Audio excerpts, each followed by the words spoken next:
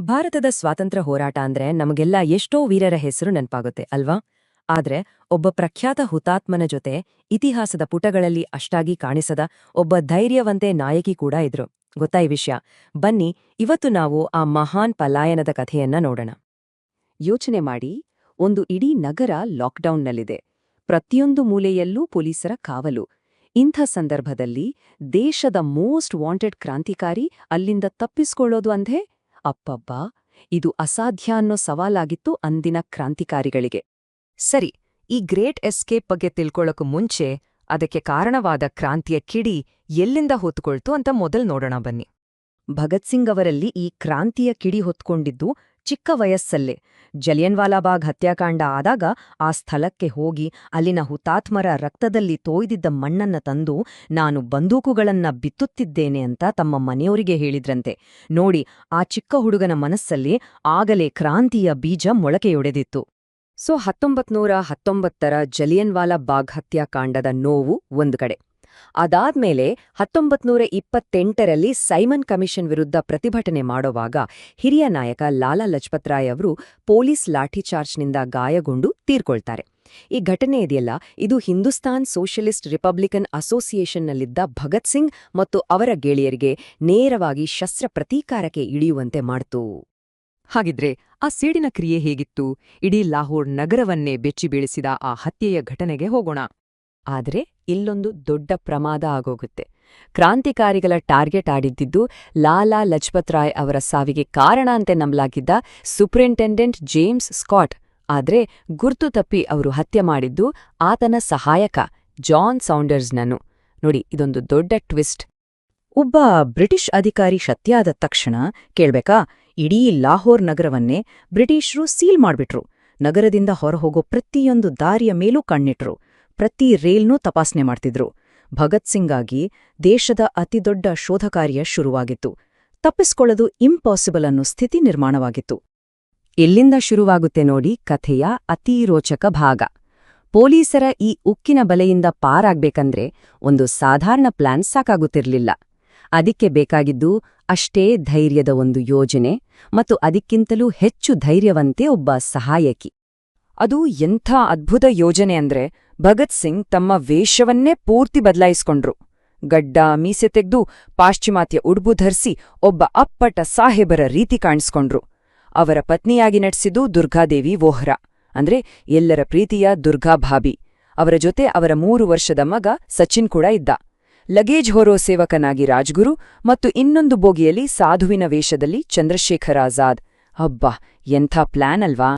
ಈ ವೇಷ ಬದಲಾವಣೆ ಎಷ್ಟರ ಮಟ್ಟಿಗೆ ಪರ್ಫೆಕ್ಟ್ ಆಗಿತ್ತಂದ್ರೆ, ಸುಖದೇವ್ ಅವರು ದುರ್ಗಾದೇವಿಯೋರತ್ರ ಹೋಗಿ ಈ ಪ್ಲಾನ್ ಬಗ್ಗೆ ಹೇಳಿದಾಗ ಅವರು ಬದಲಾದ ರೂಪದಲ್ಲಿದ್ದ ಭಗತ್ ಸಿಂಗ್ರನ್ನು ಮೊದಲು ಗುರುತಿಸ್ಲೇ ಇಲ್ಲ. ಆಗ ಸುಖದೇವ್ ಹೇಳ್ತಾರ, ನೋಡಿ, ನಿಮ್ಗೆ ಅವರನ್ನ ಚೆನ್ನಾಗ್ ಗೊತ್ತಿದ್ರೂ ಗುರುತಿಸೋಕಾಗ್ಲಿಲ್ಲ, ಹಾಗಿದ್ರೆ ಪೊಲೀಸರಿಗೆ ಖಂಡಿತ ಸಾಧ್ಯವಿಲ್ಲ ಅಂತ. ಆ ಕ್ಷಣದಲ್ಲೇ ದುರ್ಗಾದೇವಿಯವ್ರಿಗೆ ಪ್ಲಾನ್ ಮೇಲೆ ನಂಬಿಕೆ ಬಂದು ಈ ಅಪಾಯಕಾರಿ ಮಿಷನ್ಗೆ ಒಪ್ಕೊಳ್ತಾರೆ.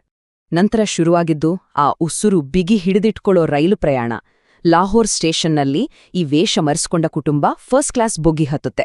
ಪೊಲೀಸರಿಗೆ ಅನುಮಾನ ಬರಬಾರ್ದು ಅಂತ ಕಾನ್ಪುರದಲ್ಲಿ ಇಳಿದು ನಂತರ ಲಕ್ನೋಗೆ ಹೋಗಿ ಅಲ್ಲಿಂದ ಕಲ್ಕತ್ತಾಗೆ ಬೇರೆ ಟ್ರೈನ್ ಹಿಡಿತಾರೆ. ದುರ್ಗಾದೇವಿಯವರ ಧೈರ್ಯ ಮತ್ತು ಸಮಯ ಪ್ರಜ್ಞೆಯಿಂದ ಅತಿದೊಡ್ಡ ಮ್ಯಾನ್ ಹಂಟ್ನಿಂದ ಭಗತ್ ಸಿಂಗ್ ಸೇಫ್ ಆಗಿ ಕಲ್ಕತ್ತಾ ತಲುಪ್ತಾರೆ.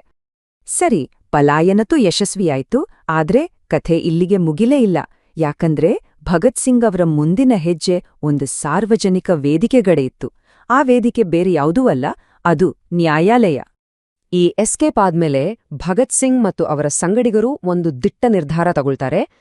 ಕಿವುಡೋರಿಗೆ ಕೇಳಿಸಬೇಕು ಅನ್ನೋ ಉದ್ದೇಶದಿಂದ ಸೆಂಟ್ರಲ್ ಅಸೆಂಬ್ಲಿಯಲ್ಲಿ ಯಾರೂ ಇಲ್ಲದ ಕಡೆ ಸಣ್ಣ ಬಾಂಬ್ಗಳನ್ನ ಎಸಿತಾರೆ. ಯಾಕೆ?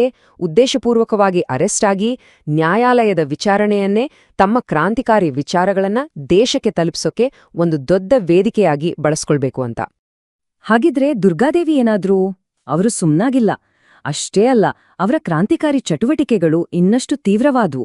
63 ದಿನ ಉಪವಾಸ ಮಾಡಿ ಪ್ರಾಣ ಬಿಟ್ಟ ಜತಿನ್ ದಾಸ್ ಅವರ ಅಂತಿಮ ಯಾತ್ರೆಯ ನೇತೃತ್ವ ವಹಿಸಿದ್ರು. ಪಂಜಾಬಿನ ಮಾಜಿ ಗವರ್ನರ್ನನ್ನು ಕೊಲ್ಲೋಕೆ ಪ್ರಯತ್ನಿಸಿದ್ರು. ಅಷ್ಟೇ ಯಾಕೆ, ಬಾಂಬೆಯಿ ಒಬ್ಬ ಪೊಲೀಸ್ ಅಧಿಕಾರಿಯ ಮೇಲೆ ಗುಂಡು ಕೂಡ ಹಾರಿಸಿದ್ರು. ಇದಕ್ಕಾಗಿ ಅವರು 3 ವರ್ಷ ಜೈಲುವಾಸವನ್ನು ಅನುಭವಿಸಿದ್ರು. ನಿಜಕ್ಕೂ ಒಬ್ಬ ಸ್ವತಂತ್ರ ನಾಯಕಿಯಾಗಿ ಅವರು ಹೊರಹೊಮ್ಮಿದ್ದು ಹೀಗೆ. ಸರಿ, ಈಗ ಈ ಕಥೆಯ ಕೊನೆಯ ಆದ್ರೆ ತುಂಬಾನೇ ಮುಖ್ಯವಾದ ಭಾಗಕ್ಕೆ ಬರೋಣ. ಇತಿಹಾಸ ಈ ಇಬ್ರು ನಾಯಕರನ್ನ ಹೇಗೆ ನೆನ್ಪಿಟ್ಕೊಂಡಿದೆ? ಅವರ ಬೇರೆ ಬೇರೆ ದಾರಿಗಳು ನಮಗೆ ಪರಂಪರೆ ಅಂದ್ರೆ ಏನು ಅಂತ ಏನ್ ಹೇಳುತ್ತೆ ಅನ್ನೋದನ್ನ ನೋಡೋಣ. ನಾವೆಲ್ಲರೂ ಭಗತ್ ಸಿಂಗ್ ಅವರ ಆ ಪ್ರಸಿದ್ಧ ಹ್ಯಾಟ್ ಫೋಟೋ ನೋಡಿದೀವಿ ಅಲ್ವಾ? ಆ ಫೋಟೋ ತೆಗೆದಿದ್ದು ಇದೇ ಕಲ್ಕತ್ತಾದಲ್ಲಿ ಪಲಾಯನದ ನಂತರ. ಅದು ಸುಮ್ನೆ ತೆಗೆದ ಫೋಟೋ ಅಲ್ಲ, ಅದೊಂದು ಉದ್ದೇಶಪೂರ್ವಕವಾದ ಪ್ರಚಾರದ ಭಾಗವಾಗಿತ್ತು. ಕ್ರಾಂತಿಕಾರಿಯೊಬ್ಬನ ಆಧುನಿಕ ಪ್ರತಿಭಟನಾತ್ಮಕ ಇಮೇಜನ್ನು ಸೃಷ್ಟಿಸಿ ಅದನ್ನ ದೇಶದಾದ್ಯಂತ ಹರಡೋದು ಅದರ ಉದ್ದೇಶವಾಗಿತ್ತು. ಅವರು ನನ್ನನ್ನು ಕೊಲ್ಲಬಹುದು, ಆದ್ರೆ ನನ್ನ ಆಲೋಚನೆಗಳನ್ನಲ್ಲ, ನನ್ನ ದೇಹವನ್ನು ಪುಡಿಮಾಡಬಹುದು, ನನ್ನ ಆತ್ಮವನ್ನಲ್ಲ. ಭಗತ್ ಸಿಂಗ್ ಅವರ ಈ ಮಾತುಗಳೇ ಸಾಕು ಅವರ ಪರಂಪರೆ ಎಷ್ಟು ದೊಡ್ಡದು ಅಂತ ಹೇಳೋಕ್ಕೆ. ಅವರು ಬರೀ ಸಶಸ್ತ್ರ ಕ್ರಾಂತಿಕಾರಿಯಾಗಿರ್ಲಿಲ್ಲ, ಬದಲಿಗೆ ತಮ್ಮ ಆಲೋಚನೆಗಳು ತಂಗಿಂತ ಹೆಚ್ಚು ಕಾಲ ಬದುಕಬೇಕು ಅಂತ ನಂಬಿದ್ದ ಒಬ್ಬ ಶ್ರೇಷ್ಠ ಚಿಂತಕರಾಗಿದ್ರು. ಇಲ್ಲಿ ನೋಡಿ, ಈ ಇಬ್ಬರ ಪರಂಪರೆಯ ನಡುವೆ ಇರೋ ವ್ಯತ್ಯಾಸ. ಒಂದ್ ಕಡೆ ಭಗತ್ ಸಿಂಗ್ 1931ರಲ್ಲಿ ಗಲ್ಲಿಗೇರಿ ಕ್ರಾಂತಿಯ ಒಂದು ಐಕಾನ್ ಆದ್ರು, ಅವರದು ಸಾರ್ವಜನಿಕ ಹುತಾತ್ಮತೆ. ಇನ್ನೊಂದ್ ಕಡೆ ದುರ್ಗಾದೇವಿ ವೋಹ್ರಾ, ಅವರು 1999ರವರೆಗೂ ಬದುಕಿದ್ರು. ದೇಶಕ್ಕೆ ಸ್ವಾತಂತ್ರ್ಯ ಬಂದ ಮೇಲೆ ಅವರು ಉತ್ತರ ಭಾರತದಲ್ಲಿ ಬಡ ಮಕ್ಕಳಿಗಾಗಿ ಮೊದಲ ಮಾಂಟೆಸರಿ ಶಾಲೆಯನ್ನ ತೆರೆದು ಮೌನವಾಗಿ ಸೇವೆ ಸಲ್ಲಿಸಿದ್ರು. ಒಬ್ಬರದ್ದು ಪ್ರಸಿದ್ಧ ಮರಣ, ಮತ್ತೊಬ್ಬರದ್ದು ಮೌನ ಸೇವೆ. ದಾರಿ ಬೇರೆಯಾದ್ರೂ ಧ್ಯೇಯ ಒಂದೇ ಆಗಿತ್ತು.